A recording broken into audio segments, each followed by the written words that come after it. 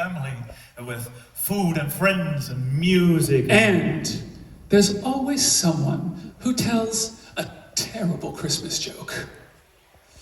Well, in an attempt to make you all smile, I think we should try a terrible Christmas joke. Yes? Have you got one? That's very half-assed. Yes? Okay. I have one for you. You do? Yeah. Oh, really?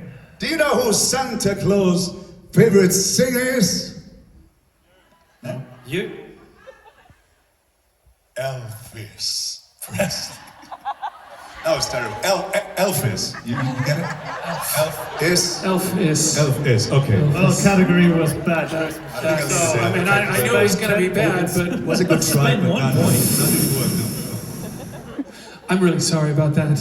That's entirely on me. I'm sorry. That's But, jokes aside, Christmas time gives us the opportunity to pause and reflect about the important things around us. It is an absolutely special time, and I think it's always been that way for all of us since we were kids. Certainly has been for me. I said it in the beginning, you know, Christmas is my favorite time of the year. And some of you might know that I'm originally from Switzerland, so for me as a kid, Christmas time meant above all, snow. Loads and loads and loads of it. At that time we had proper winter. Started somewhere in November, started snowing, and everything stayed white until the end of March.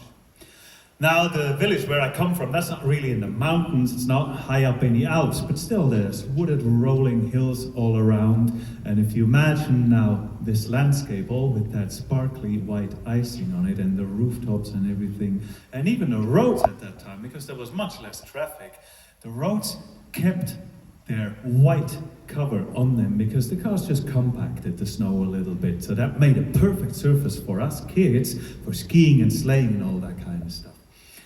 Now, it was our family tradition that on Christmas Eve we would go to midnight mass. My parents both sang in a church choir, so as soon as we could, we would accompany them to midnight mass. And I remember one very special night. I must have been about 5, maybe 6 years old, not any older. And that night, my grandma took me to church, but not on the hand, no. She pulled me on my little wooden sleigh that I had at the time. And so we went through the village under the starry winter sky to that midnight mass, sang all the carols, and at the end of the mass, the lights went down, and I stood there with a little candle in my hand, singing Silent Night. And that to me is just one of the most romantic images I carry with me in my heart from Christmas ever since I was that little girl.